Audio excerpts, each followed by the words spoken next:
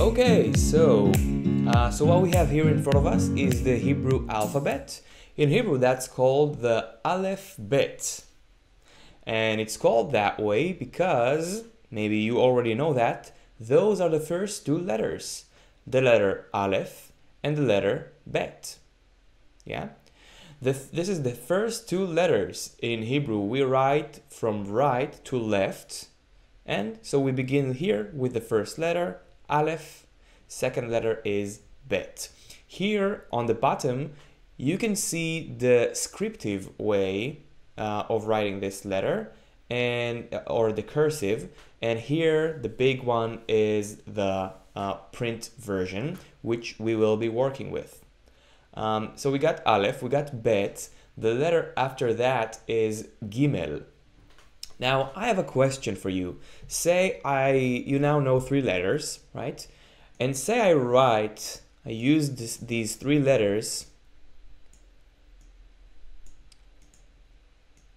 to combine them in such a way that I tell you, please read what you see here, right? We just learned these three letters, Aleph, Bet, Gimel.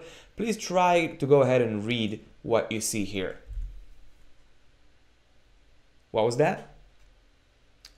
Are you reading Abaga? Are you reading Ebege? Are you reading Aleph, Bet, Gimel? So to kind of understand the Hebrew language and how the letters work and how the writing system works, you have to understand that the vowel system in Hebrew is separate from the actual letters. And I'll explain. It sounds complicated, but it's actually really simple. So what you see here on the bottom of the table of the chart, you can see here it's written Nikud. So Nikud is the vowel system, and it might look a bit complicated with all different dots and lines, but worry not. It's really simple once you get into it, and we will. And let's actually just start with the most basic ones, I think, and we can just start working with them right now. And I'm talking about Patach and Kamatz.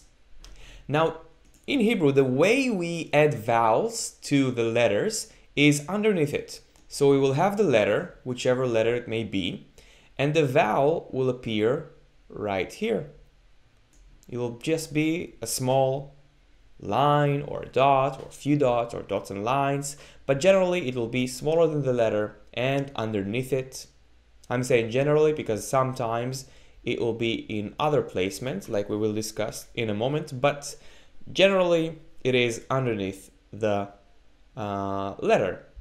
So let's make an example. We just said we're talking about Patach and Kamatz. So if I take the letter Gimel, right, this is kind of Gimel, and I add a Patach, which is just a line, right? So the Gimel by itself doesn't have a vowel, so every letter like that, we just pronounce the first sound of the letter. No vowel, just first sound. With the word Gimel, the first sound would be G. G. Gimel, G. Bet, B. Yeah. It's not the best to say the letter without a vowel. Usually there will be a vowel there, though sometimes there will not be. Let's talk about this Gimel. Once we add this vowel, so Patach or Kamatz, the sound of this vowel is A. A. That's the sound this vowel makes. Doesn't matter which letter it will be underneath. First you pronounce the letter, first you say the sound of the letter, in this case G, and then you say the vowel, in this case A. You put them together and you get Ga. Ga. So the way to pronounce this letter plus vowel Nikud is Ga. Now let's see if you got that. What if I write here the letter bet, and underneath it I draw this? How would you read this letter? If you said ba, you will be correct. Right, great job. So we have ba, we had ga. I want to teach you another nikud, and this is this one right here. It's called tsere, tsere, and it's simply two dots next to each other.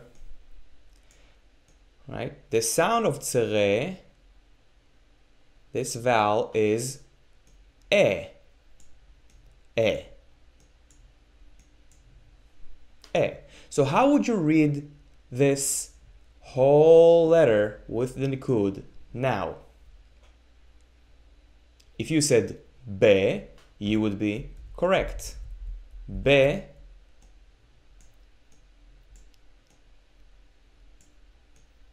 ge, be, ge, and ba, ga, ba, ga. All right, final test.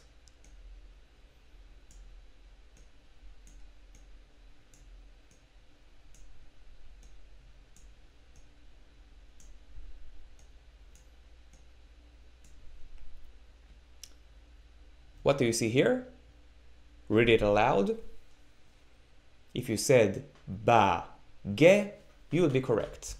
All right, let's move on. I think you got that. So we had Aleph, Bet, and Gimel. I just want to put add a small note on top of that. We said that a letter without a vowel could also look like this. This vowel is a lot of times to say silent, shva, which are two dots stacked on top of each other. It's the same as no vowel, right? No vowel. So it's kind of stuck a little bit. You go against your instincts, and you just sound out the first sound of the letter. B, g, and so on. Now my question to you is, what if you have the letter Aleph, which instinctively you'd think, you know, this sounds like a vowel. So if I don't add a vowel to it, if I don't add patach or kamatz, what sound does it make? Well, there are two answers. Firstly, no sound. If the Aleph doesn't have a vowel, a lot of times it's just silent. It just doesn't sound out. But sometimes it does sound out, and the sound Aleph does when it doesn't have any vowel, it's rare but it happens, would be kind of stuck. No vowel to a letter that should have a vowel, is right. But if we put the vowel, of course, now it becomes a. But remember, the Aleph by itself is not a vowel. We can always add vowels, but the Aleph is not a vowel. It's just kind of a letter waiting to help other letters. So if we put a tsere, two dots, with the sound of, do you remember? This sound, the whole thing, the letter Aleph plus the tsere, would be and not a, because a requires this or this, patach or kamatz. If I would have wanted to write I would have to write first a, then e, because Aleph by itself doesn't have a vowel. Okay, let's move on. So we have Aleph, we had Bet, we had Gimel. The next letter is Daled. Daled by itself is D. Here it's Da, De. Okay. After which we have the letter Hey. Hey. Now the letter Hey is a bit like the letter Aleph. Yeah?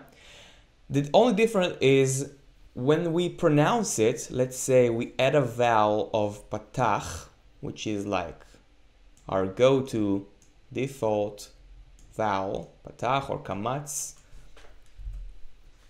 Patach or kamatz. The difference is when we pronounce hey, we exhale a bit more. We get some more air to come out of our throats as opposed to Aleph. So Aleph, the sound a, hey, the sound ha, a, ha. Okay, I hope that's clear. A and ha. So that's the only difference as far as what it sounds like. A would be like the English a, apple, and ha would be like saying hey, hey. And this is hey is exactly how you pronounce the letter. The letter name is hey. Okay, the next letter we have is vav. Vav. Sometimes just draw as a line. Now vav is kind of a special letter because it has a few special abilities, and I'll tell you right now what they are. Firstly though, I want to introduce to you the letter in its simplest form. Right? The letter vav in its simplest form is just another letter, and the sound it makes, can you guess? Vav with no nikud, what sound would it make? If you said v, like English v, you would be correct. Now I have a question. Did we already go through a letter that could make a similar sound?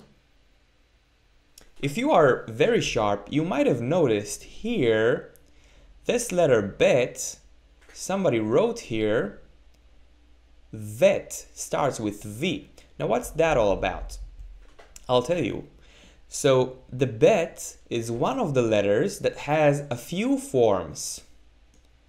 It has one form with a dot inside. It's the one we learned, and the sound is B, English B. And another version, no dot inside. The sound is V, English V. So you have to keep guard and make sure. Is there a dot inside? If there is, it's a B. If there is not, it's a V. So this would be ba, this would be va. Okay? Now, the vav, in its normal form, acts like the bet with no dot inside. These two are identical. Same sound. Va.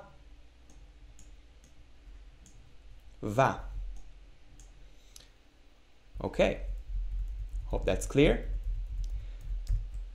Now, what I want to talk to you about right now is the two other forms the vav has. And don't worry, not every letter has three forms, but vav is a bit special like that. It gives us some special powers because it can act both as a consonant, like a normal letter, like Aleph, Bet, Gimel, Daled. The sound is V, what we just had, but it also can be a vowel. Yes. And it actually can be two vowels, and it looks like this. So first we spoke about normal vav. This is the normal form, just the letter, just a line. Second form looks the same line, but now dot on top. Okay, let's remove this. Same line, dot on top.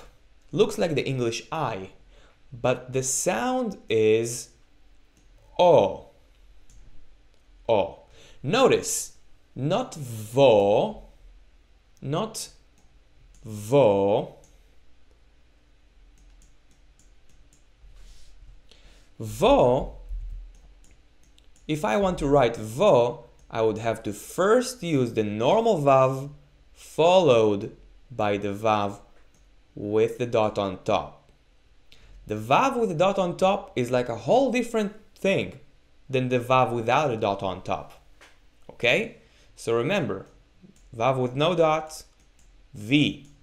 With a dot on top, O. If I want to write vo, I will have to use both. Okay, because the vav with the dot on top by itself, O. Second vowel of vav is the same line, dot on the left. Those are the two forms of the vav as a vowel. Dot on top, O. Dot on the side, U. U. English U or double O, U. Okay, hope that's clear. Again, if you want to write vu, you would have to first use the normal vav, then the U vav. Okay, by this point we have studied 6 letters, and I think it's safe to say the hardest ones are behind us. So if you got that, the rest would be a walk in the park. Let's practice a little bit with some actual words. Let's start easy.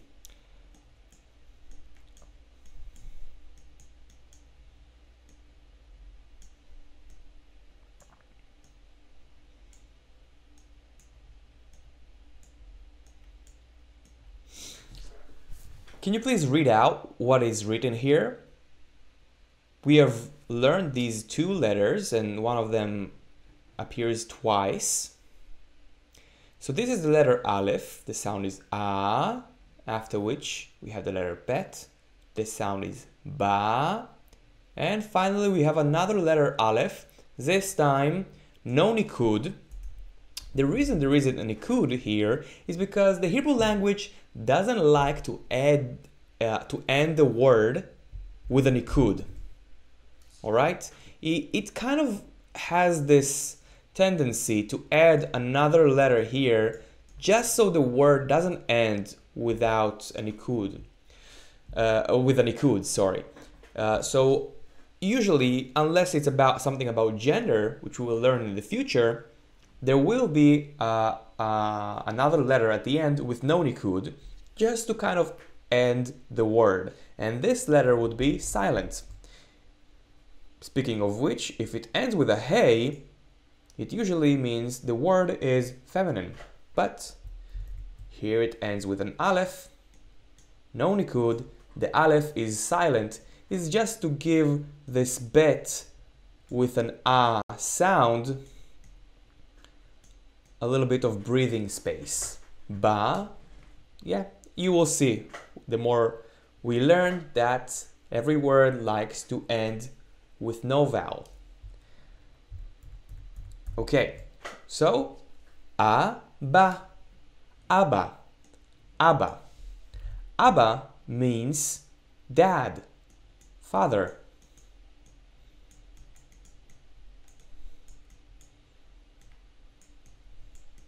Abba. Okay, great. What about this? How would you read this? Do you remember what is a bet without a dot in the middle? So together it would be Av. Av. Av is another way to say dad. It's a bit less common. It's a bit more biblical and used in some contexts, but it's also a way to say dad.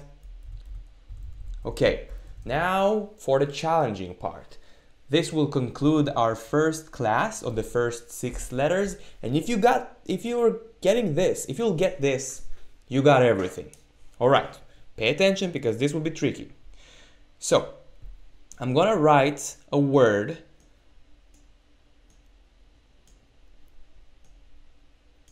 Whoops. Now don't read it yet because I will write that word again.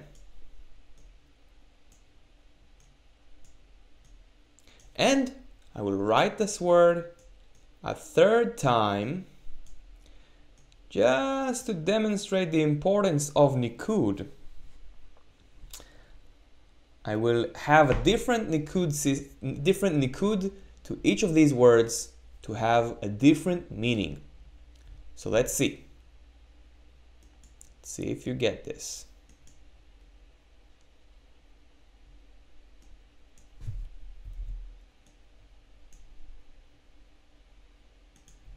Okay, let's see. So let's start with the first one. We have here the letter Daled, Daled, here the letter Vav, but we have a dot on top. How do we read the letter Vav with a dot on top?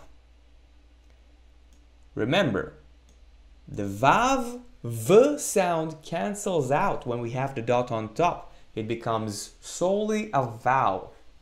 So we have Daled, and then O sound, Daled. Together, Dod. D, O, D. Dod. Dod means uncle. Uncle. All right, next letter. The same thing, we have Daled, then we have a Vav with a dot on the left, then we have another Daled.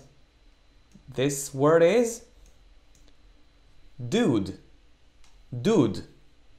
Dude is kind of like a water boiler. Actually, Dud Shemesh, a sun-based boiler, is an Israeli invention that we are very proud of in our Israeli culture for having invented this great invention. So, Dud, boiler.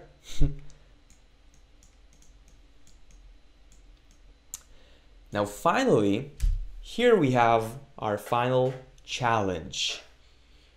So first letter is a Daled still. Here we have a Patach, which we have learned. This sound together would be Da.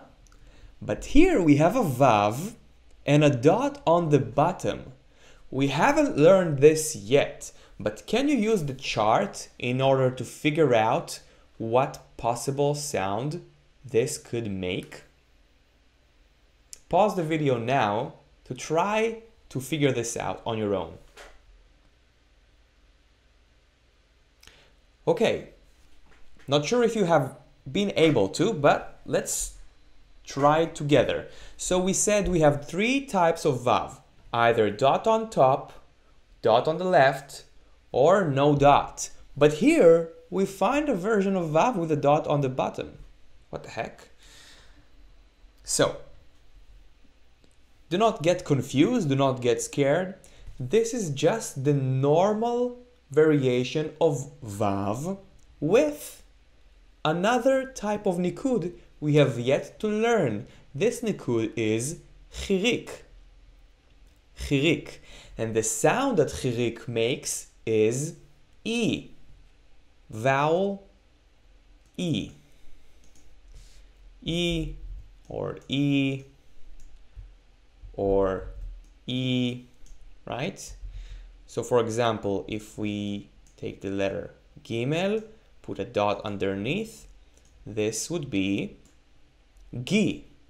Gi.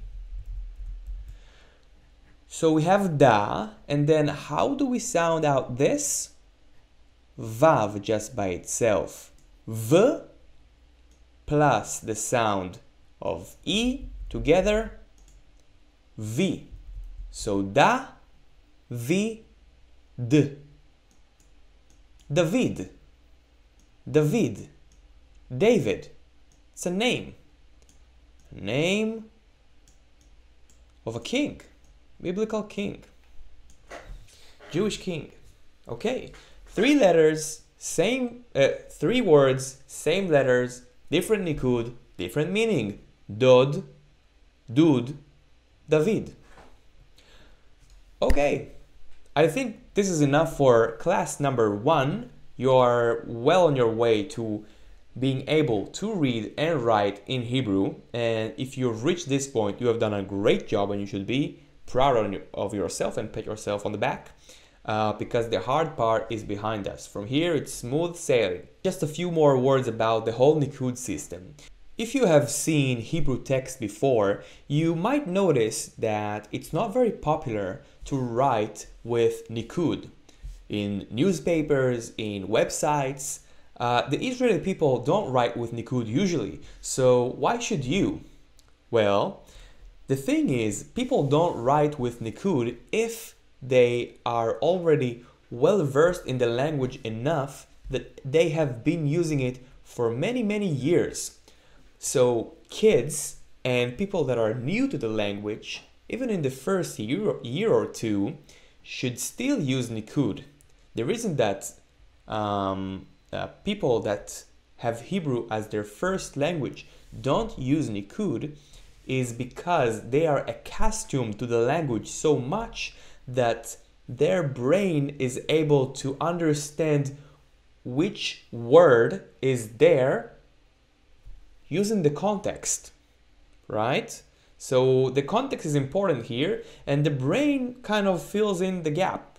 And this will happen for you as well, but it's very crucial to start learning with the Nikud, right? You cannot skip this step because you don't know the words yet.